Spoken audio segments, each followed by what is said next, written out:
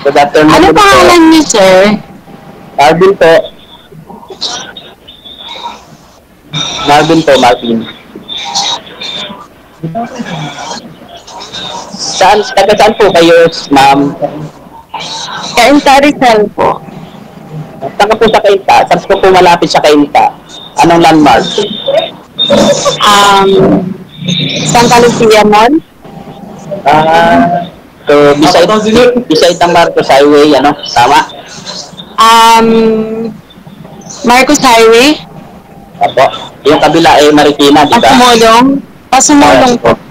Ah, patulong ka. Sige Opo. po. Alam ko po yung lugar ninyo.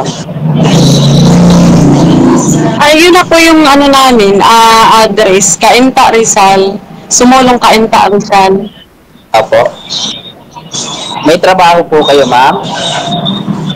Wala po. Nagtambay muna ako ngayon. Napakaganda po Kakahinga niyan. muna. Napakaganda po niyan. Hindi ko napapagod. Kayo po, sir. At sa government po ako. Ilang taon na po kayo? 80 years old na po ako. Hmm. 80 years na po akong hiwalay sa asawa. Ano po, nag, nagkaroon po ako ng bahay dyan sa Manila. And then, nung naghiwalay kami mag-asawa, ibinigay ko na lang sa kanya.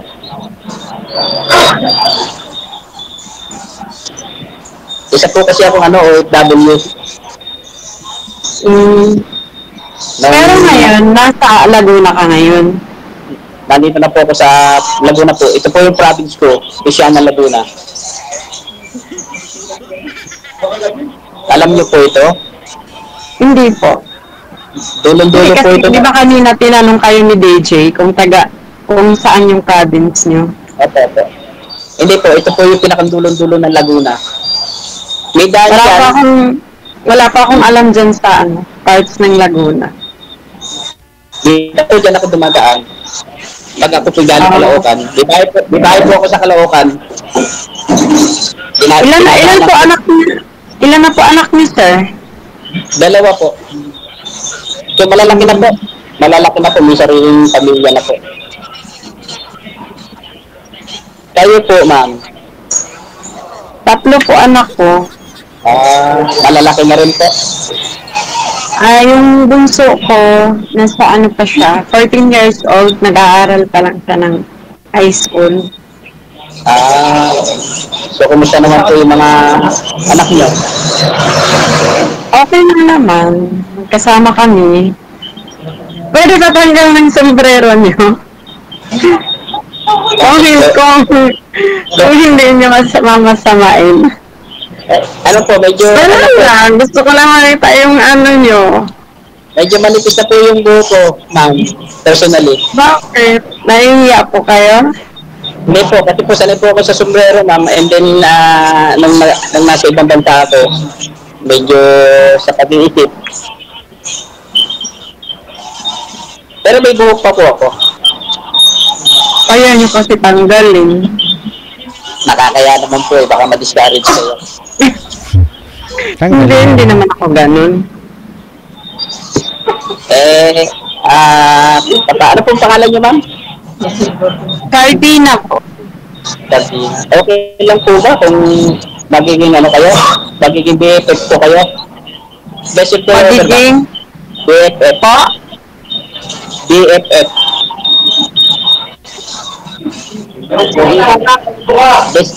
Best friend forever po. Okay lang po ba sa inyo? Bakit hindi? Tama. Okay lang. Okay. Siyempre, ganun naman talaga kasi kumbaga dito online nagkakakilala pa lang tayo dito.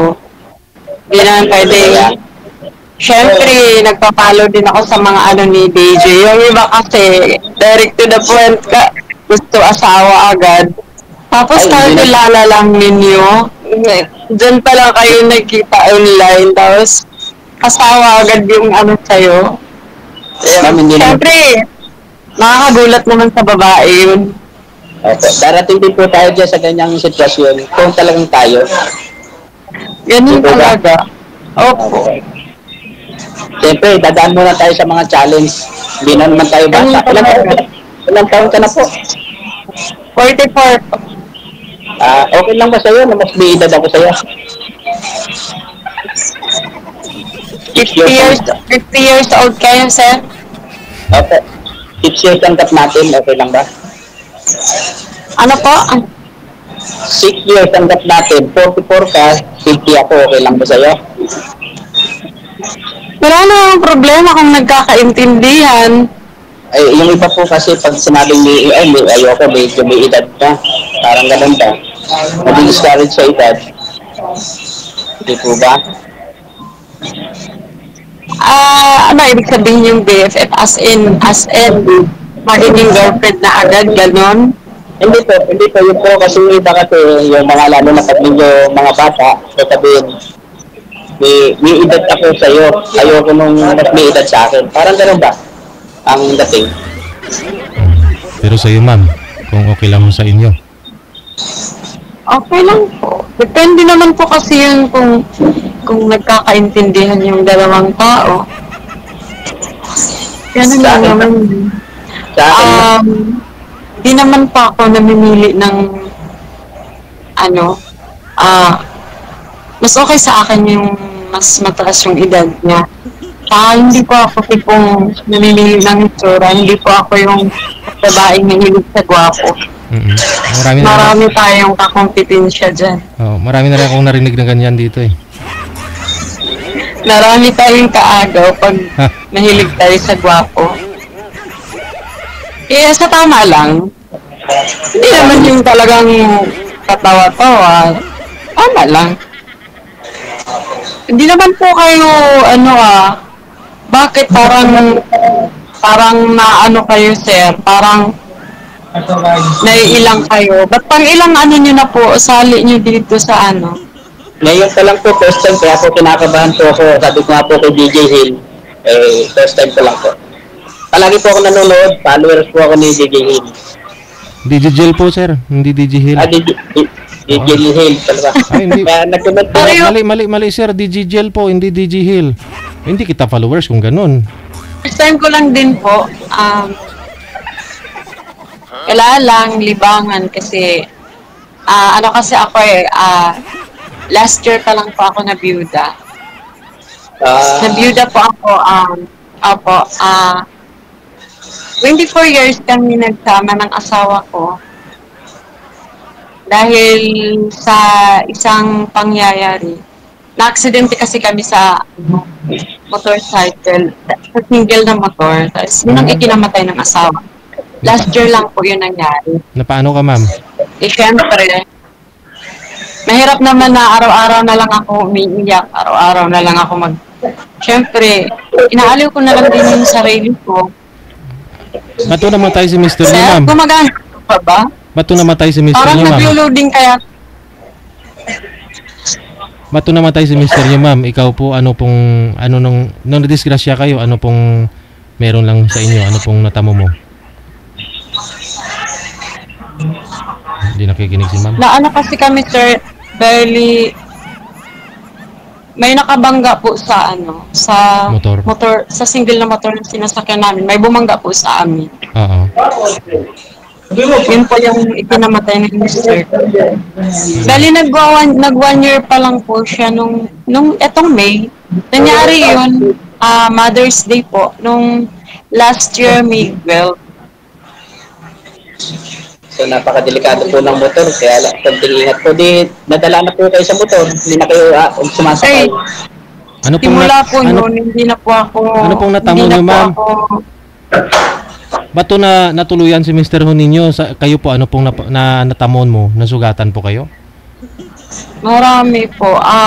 Sa parts po ng katawan ko, may mga piglat po ako. Eto, dito sa balikat ko. Tapos, actually sir, 3 po kami sir sa isang motor kasama ko po yung bunso naming anak. Bali po, yung bunso kong anak, meron siyang bakal sa legs niya. Ako naman po, yung paa ko naman po mula sa mula tuhod pababa, may bakal po din yung sa ilalim. Pero nakakalakad na po ako ngayon. Pareho kami ng bunso ko, nakakalakad na po. Mm. Tapos nabutas yung sakong ko. Mm. Kaya medyo matagal din po ako sa ospital. Nung inano yung mister ko, nung nakaborol siya hanggang sa nilibing. Di kami nakasilip ng bunso ko, nasa ospital kami. Mahirap yung may pinagdaanan. Kaya mo ma'am, mawawala din po yun. Kaya nga po ano na lang, inaalaw ko na lang po yung sarili ko sa ganito, may pagkaibigan. Ano po trabaho nyo ngayon, ma'am? Sa ngayon po, DJ, dito muna ako sa bahay. Pinagpahinga muna ako ng mga anak ko kasi bukod pa kasi doon, may iniinda pa po akong sakit. Nagtataka kasi ako simula nung nangyari yung na-aksidente kami. May nagsilabasan ng sakit. Nagkaroon ako ng acute appendicitis. Kasi nakita sa hindi ko alam, simula nung na-aksidente kami, lagi nang sumasakit yung tiyan ko. Pressure yun, ma'am eh. Kaya siguro... Tapos, nung nagpa-CT scan ako, bukod pa doon, may nakita yung mga doktor na bukol sa bituka ko. Tapos, yun, inano nila ako, inaoperahan nila ako. Sa akit na yung appendicitis ko. Tapos, binayopsi din ako. Tapos, nung tapos na ako na-operahan, ang nangyari, pagkatapos nun, inano nila yung yung bituka ko, pansamantalang nakalabas. Inutol nila. Tapos yun, nakakulostomy ako. Kaya, eto, tambay muna ako sa bahay habang hindi pa naibalik yung bituka ko. Kasi, hiningian na naman ako ngayon ng CT scan ng doktor. So, okay na po yung pakiramdam niyo? Taklap nang nangyari sa buhay. So, okay na po yung pakiramdam niyo ngayon? Hindi pa, nasa labas yung Okay naman, normal naman na. Yun na lang yung kulang ko yung CT scan ko kasi nasa 20 plus din yun nakapagpahingi na po ako ng pampa-CT scan ko bukod kasi sa CT scan, may mga laboratory pa. Hiniyan nila ako ng creatinine. May bayad din yung mga yun. Nasa nasa 7, kulang 7K. Bali na sa 20 plus lahat. Yun na lang yung hindi ko na-produce kasi siyempre sa sitwasyon ko, araw-araw ako gumagastos ng colostomy. Naabutan kasi ako ng manghinga ko sa gobyerno ng yung tulong. Naabutan ako ng, di ba, naka-election ban nung last month. Kaya hindi ako nakapanghingi ng tulong. Sa ngayon na may okay lang manghingi ng tulong lalo na sa mga government. Oo, nag-ano lang po kasi yung kapitbahay namin, Kunsyal, sabi niya, aanuhin pa daw niya, titignan pa daw niya kung kailan daw mag-start. Yun na lang po yung inaantay ko, pero pag halimbawang maging okay naman na po kasi lahat, kailangan ko rin po magtrabaho So, siyempre, yung yung bunso ko, nag-aaral pa. Saan kayo ngayon nagtrabaho niyan, sir? Sa government po ako. May operasyon na ba ngayon yung pagmanghingi ng tulong, financial assistance? Pwede na po sa DSWD. Sa DSWD, hindi na po pwede pa, mga 3 months pa po kasi nanghihinan ako last na biopsy ko pinanghingi ko lang din sa DSWD. Pwede po 3 months pa po. Pwede po kayo lumapit sa inyong mayor. Sasama ba ako? Hindi pa nakaupo si Para Ma'am. kayo at tulungan po kayo. Opo. Kasi ako po consumer driver po ni Mayor.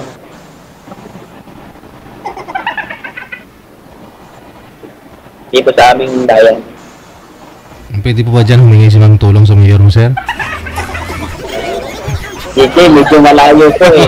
Ang layo naman, DJ. Rizal na po kasi, ang acquire lang po, Laguna.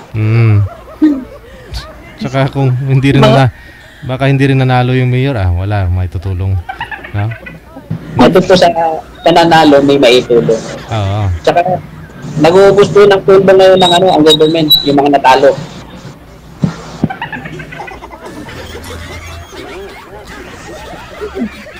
Kaya ako ma'am, malay mo, may maitulong ako sa inyo.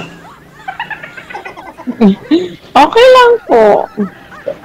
Yun pa ba yung hindi ko yun? Kasi sa sitwasyon ng kwento mo, naniniwala ako sa mga kwento mo. Sana makakaraos din yan. Yung Kaya lang talaga buhay. mga anak po ninyo, ma'am, ano po trabaho ngayon? Sa akin po, yung panganay ko po, nag-a-apply pa po siya ngayon eh. Pero yung pangalawa ko, 23 years old, sa isang factory worker po siya. Yun po yung nagsusupport sa inyo ngayon. QC po siya. Yun po bang nakadisgrasya, ma'am? Po, nag-aaral pa. Yun po ba yung nakadisgrasya sa inyo? Tumutulong naman sa lahat ng gastusin? Shoulder po ba nila lahat ng expenses doon? Ano po, Sir DJ, nung nangyari yun, kasi syempre, dito kasi sa tinitira namin, wala kami masyadong kamag-anak, bali. Kami lang, ang nakatira dito, 3 lang talaga kami, ako ng asawa ko, at saka yung isa kong anak, nasa probinsya pa po, yun nag-aaral. Bali, 2 anak lang namin kasama namin dito. Syempre, nung time na yun, nung na-aksidente po kami, 3 kami. Bali yung panganay ko nasa barkada siya. Tapos, nung may kasi, nung na-aksidente yun, may vlogger na saktong kami, nakuhaan kami ng video. Tinawagan lang yung panganay ko na yung papa at mama mo na-aksidente dito. Tapos, pinuntahan po yung pumunta doon yung anak ko. Tapos, syempre gulong-gulo yung utak niya kasi nakita niya, 3 kami, nakahandusay. Tapos, hindi niya po alam yung gagawin niya. Tapos, nung time na yun, nadala na po kami sa hospital. Siguro nangyari yun mag-aalas 3 ng hapon. Tapos, mga 7:30 ng gabi, binawian na ng buhay yung asawa ko. Tapos yung mga pulis kasi, yung parang gusto nila na may haharap na doon sa kasi yung nakasagasa po, nakulong na po siya nung gabi na yun. Hindi na po siya pinapauwi sa kanila. Babae po siya eh. Kasama niya yung anak niya. Mag-ina sila. Vius na kotse, yung nakabunggo sa amin. Mabilis yung takbo, ma'am. Pareho po kayo mabilis yung takbo. Kasi, bali po, nasa isang subdivision po kami, palabas kami. Tapos siya, pa-cross yung daan niya. So, yung asawa ko nung time na yun, nagbusina. Pero, kumbaga kami, nasa tamang linya kami. Siya palabas. Kahit magbusina yung asawa ko kasi naka-sound trip pala sila kasi may sila eh. May dashcam sila eh. Kinuha ng pulis, hinian sila ng video nila sa Tapos naka-sound trip sila, tapos gulat na lang sila na may nabunggo sila. Ganun yung sa nila, sa dashcam nila. Wala po kayo mga Tapos yung asawa ko, siguro nag-alanganin na po yun, sir, kasi nung time na siguro akala niya hihinto yun. Kasi alam niya, nasa tamang linya siya eh. Baka nag-alanganin na yun, binilisan na lang siguro niya kasi naandyan na yung kotse. Talagang as in tumilapon kami, napunta kami sa kabilang way. Wala kayong mga helmet, ma'am? Mga safety gear? Wala, no? Malapit lang kasi sana yung pupuntahan namin eh, dyan lang sa may labasan, kaya hindi na nag-helmet yung asawa ko. Celebrate nga ng Mother's Day. Wala eh. Minalas yung Mother's Day namin. Tapos, yun, yung, kumbaga, nung gabi na yun, nakipag-usap yung nakasagasa, nakipag-ariglo siya. Yung mga pulis, gusto nila na, syempre, walang magbabantay sa amin sa hospital. Yung panganay ko, pilit nilang yung pinapapuntang headquarters. Yung sa yung sa ospital, 3 kami maya-maya tinatawag sa ER. Kaya gulong-gulo yung utak ng anak ko. Iniwan na lang niya kami sa mga barkada niya. Tapos pinapunta siya doon sa headquarters. Tapos yung napag-usapan lang ay bayaran lang. Di man lang nila naisipan yung Gastos. syempre, nung time na yun, dalawa kami ng asawa ko nagtatrabaho. Di man lang nila iniisip kung paano na yung kagaya niyan, pang araw-araw namin, yung anak ko nung time na yun, di man yun nagtatrabaho. Nasa bahay lang tambay. Kami lang ng asawa ko, dalawa nagtatrabaho sa amin. Tapos biglang ganun, dalawa kami yung walang trabaho. Matay pa. Tapos ganun pa yung ko, nasa hospital ako. Tapos, kasi yung hospital na dinalan sa amin ay public hospital lang naman yun. So yung nakasagasa sa amin, wala man silang binayaran. Nung na-discharge na kami, ginamitan lang ng PhilHealth ng asawa ko para sa anak ko. Tapos malasakit. Yun lang. Bali yung napag-usapan lang nila dun sa nagbayad lang siya, dapat hiningian sa side ng asawa ko ng 500,000. Hindi daw niya kayang magbayad. Dahil wala naman daw siyang trabaho, babaeng bahay lang siya. Asawa lang daw niya yung nagtatrabaho. Nasa abroad yung asawa niya, pero sabi niya, di naman daw ganun kalaki yung sahod ng asawa niya. Pinapadalhan lang daw siya. Ngayon, ang gusto pa niya mangyari, ang ibabayad lang niya nasa 200,000 lang. Sabi ng mga kamag-anak ng asawa ko, 200,000, Diyos ko ate, tignan mo. 3 yung mo, na damage mo, tapos yung isa, wala pa, namatay pa. Padre di pamilya pa yun. Wala, nadadala lang sa 300K. 300K tapos siya yung nagbayad sa funeral ng asawa ko at sa pinaglibingan. Yun yung pinag-usapan. Pagkatapos ngayon, wala na. Bininta yung views. Walang damage yun, kunti lang. Tapos saka ibayad. Meron po, warak po yung harap ng bios. Magkano lang ho yun, ma'am? Sabihin natin, pinakamataas nun, 30 mil. After nun, i-market nila, ibinta para magpangbayad sa inyo. Buhay ng tao yung kapalit. Imagine. Mahirap din naman, sir, kasi di mo naman pwedeng ipipilit yun. Kasi pag sinabing kung magkano lang yung ibayad nila, Hindi kulong. kaya di mo naman mapipiga yung tao. Hindi kulong, ma'am. Pwede yan, ma'am. Hindi lang kayo gumamit ng attorney. Attorney kasi. Na na police kayo. Kayo. Kasi, yung anak niya po kasi yata, sir, yung... sa police.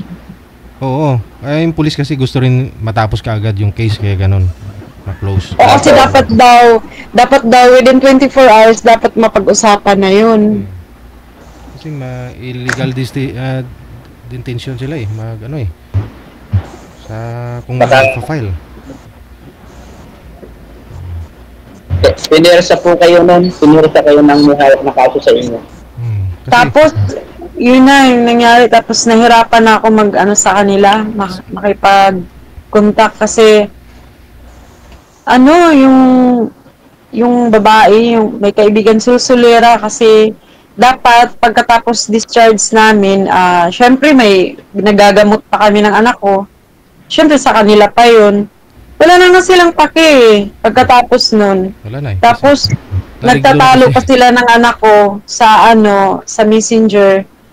Kasi yung pag nangihingi ako kasi sa hospital, syempre gumagastos din kami ng mga diaper, ganun, mga alcohol, ganun. Ayaw nila ako yung ganun. Wala naman daw kami ginagastos sa hospital. Diyos ko, inisip man lang sana nila kami. Dalawa kami ng anak ko. Tapos, eto pa yung masakit. Yung pangalawa kong anak, nag-aaral siya sa probinsya namin ng criminology. Nung time na yun, final exam nila yun. Kasi graduating na po siya, sir. Pumunta lang siya dito nung nangyari yun. Pumunta siya dito, umuwi kasi yun nga, namatay yung papa niya. Nasa hospital kami. Tapos, final exam na nila, nakiusap siya na na kung pwede, hanapan ng paraan. Gusto ngayon, binigyan siya ng paraan na mag-take na lang siya online. Mm. Kaso nung time na yun, nung binigyan siya ng online, inanuhan na sa cellphone, eh, siya lang talaga mag-isa nagbantay sa amin ng kapatid niya. Kasi yung kuya niya, andun sa burol ng papa niya. Nag-asikaso din. Wala siyang panahon na mahawakan yung cellphone niya kasi yung kapatid niya, kaka-opera lang din no, nag-iiyak. Eh, kalalagay lang ng bakal sa legs. Tapos nandyan na yung doktor, kinakatakutan namin yung doktor na yun. Tatanggalin na yung binda sa legs niya. Kinatakutan kasi namin yung doktor na yun gawa nung nasa dyan kami sa ward. Nagbabarina kasi yung harap-harapan namin kaya yung bunso kong anak takot na takot dun. Kaya nung lumapit yung doktor na yun, magtanggal ng binda ng anak kay kaka-opera lang. Hala, iyak siya ng iyak, tas nandun yung ate niya, nag-asikaso. Hindi nakapag-take ng exam yung pangalawa kong anak. Hindi siya naka-graduate. Yun lang yung dahilan. Kaya, Diyos ko, daming damage sa pamilya namin. Tapos, ako naman, nagtrabaho ako sa isang call center, pero housekeeping lang po ako doon. Bali, sa pagtatrabaho ko doon, dapat pang 10 years ko na po ngayon. Itong taon na to. May nakuha naman kayo. Nung May, dapat 10 years na po ako. Kaso nangyari po sa akin, dahil dapat ng January nakabalik na po ako kasi nakalakad na ako eh. Kaso dahil sa sobrang sumasakit-sakit yung tiyan ko, di ko na talaga kaya, talagang nilagnat na ako. Yun, nagpa-check up na ako. Yun, nakitang Diyos ko, January 1 nakabalik ako sa trabaho ko. January 25 na-admit na ako. January 27 na operahan na ako. Eh ngayon, walang kasiguraduhan kung kailan ako maging okay. Kasi naka-colostomy pa ako. So, ginawa ng namin, yung manager sa trabaho ko. Kasi, di ba, nung na-aksidente kami, hindi na ako nakapasok nun. Eh, tapos ngayon, syempre, mag-1 year na, pinag-resign na lang ako. Eh, hindi naman ako direct sa company namin, under agency naman kami. TY, walang bayad. Ganun talaga, ma'am. Under agency. Sa, ma'am, sa SSS, kasi may deduction naman ho yan, automatic.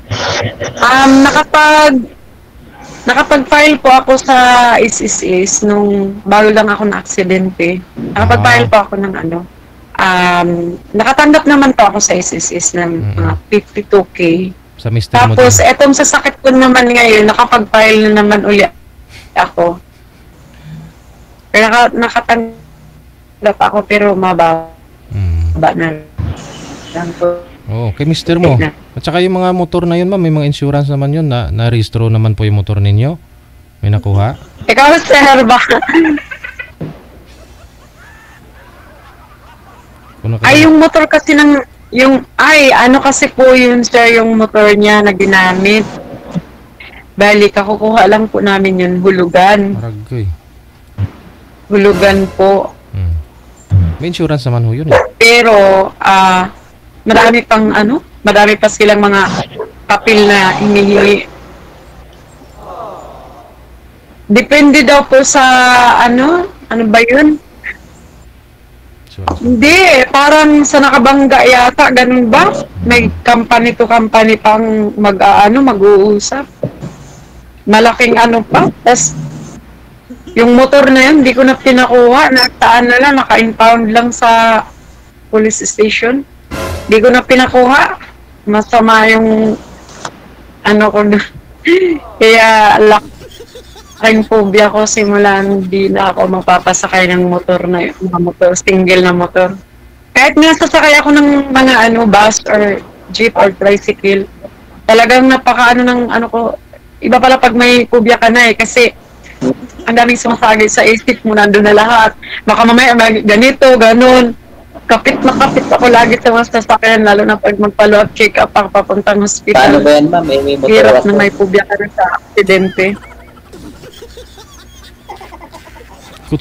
Kutsi na. Kayo po, sir. Hindi kayo na lang po yung sumakay.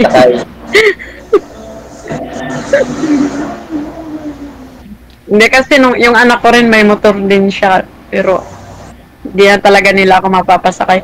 Pero yung anak ko, minsan nagkakapubya din siya.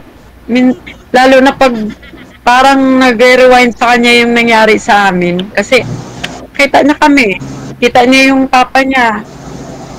Naka-video eh, no? Kawawa na yun. Mahirap. Tapos lalo na minsan makasalubong siya na may na-aksidente talagang Nabalik. maano sa isip niya yung pangyayari. Ngayon, bininta na rin niya yung motor niya. Na ano siya, parang nawalan siya ng ano. Yun, sa ano lang yun. Pero, sigurado din, sir, yung naka-aksidente din sa akin, nakabangga din sa akin. May phobia din yun, kasi Oo, nakapatay. kapatay siya eh. Di ba, lalo lalakas ang loob nun. Babae yun, sir. Kahit na, pag naka-aksidente ka, lalo lalakas ang loob mo. Hindi naman siguro, sir. Hindi naman siguro pare-pareho yung ano ng tao. Bagay. Pero pagkaka-experience ko sa ganyan, pag nakabangga ka, tanong mo malakas yung experience. Pag pag halimbawang ikaw yung nakabunggo, Lalong lalakas yung ano. Diyos ko.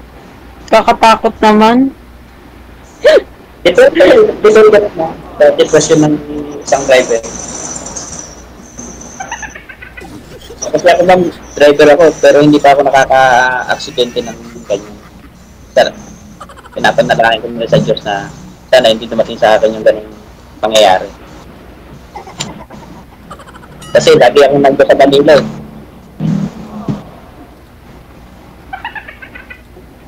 Naku, sir, mag-ano na lang kayo. Pag nagmumotor kayo, ingat-ingat na lang kayo. Diyos ko. Ako, hindi talaga ako. Pag nagmumotor naman ako, pagpapasok lang. Kasi medyo malayo itong munisipyo namin sa bahay namin.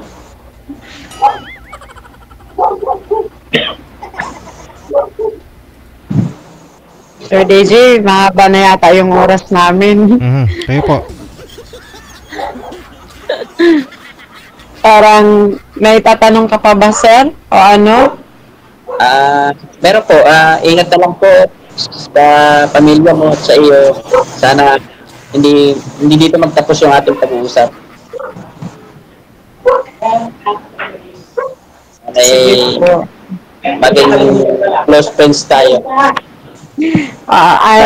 Sir DJ, pasensya nga pala. Parang yung kwento na ng buhay ko tuloy yung naano dito sa programa ninyo, Sir DJ. Kasama na ho yan. Iba-ibang kwento yung ang inaano ko lang naman, so okay lang naman po sa akin, Chairman. Kasi kailangan ko lang naman ng kaibigan, ganun, para lang naman maalala yung sarili ko, ganun. Di naman po sa kagaya ng ibang naghahanap agad ng asawa. Wala lang, may kakwentuhan lang, ganun.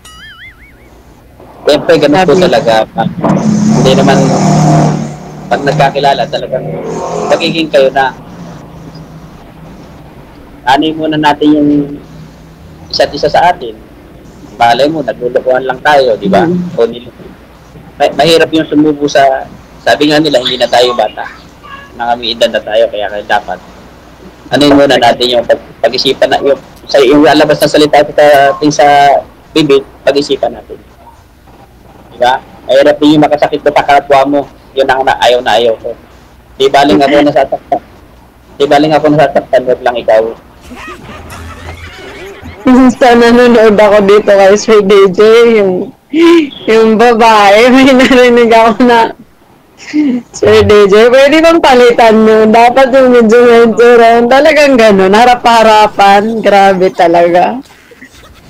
Meron pa nga ako napanood kay Sir DJ na yung babae, pinirahan ng lalaki, binili ng sasakyan, pati yung apartment siya, nag-uupa yung pala may kinakasama. Ang hirap. Ano yun? Dito sila sa programa ni Sir DJ nagkakilala? Opo. Doon pa raw yun. OFW siya. Ganun. Opo.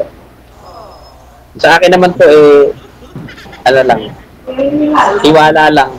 Tiwala lang sa isa't isa. Yun lang ang pangangalakan ko para sa iyo. Kung tiwala ka sa akin, magtitiwala ako sa iyo. Siyempre, gano'n naman talaga. Tsaka sana maging masaya ka. Masaya din ako.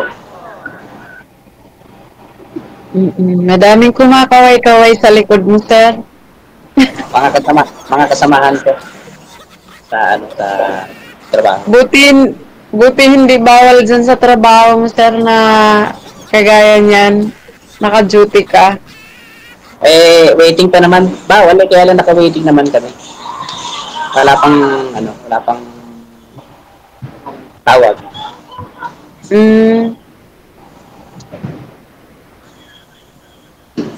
Sana maging maayos ang lahat, lalo na sa sarili mo. Ay, oo, sir. Ako, Hayaan mo, nandito lang ako. Kung may tulong ako sa'yo, tutulong ako. kumakapit lang po ako, sir, sa sarili ko kahit sabi pa nga, no choice eh. Kaya talaga. Panapanahon lang Kailangan yan. kong lakasan yung loob ko. Kailangan yan. Huwag kang mahihiya. I-share mo yung nararamdaman mo. Share mo yung problema mo. Paano kung ako ang nagka-problema? Diba? I-share ko sa'yo. Ganun lang yun. Buti nga ngayon na kayanan ko ang magkwento eh. Minsan may mga time, lalo na pag magtanong sa akin, talagang mapapaluha ako pag magkwento ako, di ko kaya. Buti nga ngayon eh, naka-live pa naman to Sir DJ. Buti nga ngayon, hindi tumulo yung luha.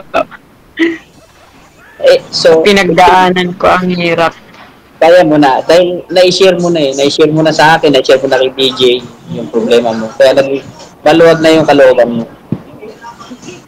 Diba? Minsan din kasi pag may mapagsabihan ka, parang medyo nakakaluwag sa dibdib. Kasi ako, simula nung nangyari yun, talagang dito lang ako sa bahay. Ako kasi yung tipong yung time na nagtatrabaho ako, lang ako, trabaho, bahay. Baby, yung order mo, ilabas mo ito. Trabaho, bahay lang po ako. Tapos, kahit asawa ko, alam naman yung deal. Pag uwi kasi 12 hours po pasok ko eh. Pag uwi ko ng bahay, pahinga, kunting linis ng bahay, tas tulog, tas kinabukasan, trabaho. Ganun lang po yung rotation ng buhay ko. Tas biglang ganun na nangyari. Kaya nangyari sa akin, dito lang din ako sa bahay. Kasi wala naman po talaga akong masyadong kaibigan dito na yung lalabas ako para makipagkapit bahay. Wala, kaya nung umpisa, ang hirap mag-move on ng pag-uwi ko, pag-discharge ko galing hospital. Para ako nakakulong. Dito lang ako sa kwarto. Ha? Ma'am? Hello? Ay, moist. Ma'am, kanina pa tayo nag-uusap. Nalimutan ko yung pangalan mo. Ano pangalan mo, ma'am? Chartina, sir. 13. Ano pa ulit pangalan mo, sir? Marvin po, Marvin. Marvin? Marvin. Opo. Paano po ba tayo magiging magkaibigan sa FB? Connected na po kayo dito. Tuloy-tuloy lang po yan. Yung pag-uusap ninyo sa live. Sige po. Kasi dito po, kumustahin ko rin siya sa mga messenger. Tatawag-tawagan ko siya. Pwede rin po dito. Tuloy-tuloy lang po yan. Bali, sir, pagtatanggalin na tayo ni Sir DJ sa live niya, pwedeng continuous pa rin yung calls natin, yung video call. Ganun ba, Sir DJ? Correct. Pwede kayo. So, dadaan pa rin po ba kami, Sir DJ, sa Viber? Hindi. Sa inyo po yan. Basta tuloy-tuloy lang po pag-uusap ninyo. Hindi na po kayo naka-live. Ganun lang. So, sana maging ano tayo, magtagal sa maging pagkaibigan ko sa iyo. White suma. At sabi ko nga sa iyo, ulit-ulitin ko, tiwala lang sa isa't isa. Ang pangahawakan natin. Sige, connected na po kayo. Maraming salamat. Magandang hapon. Sige po. Ngaba ng oras. Opo. Ngaba ng oras.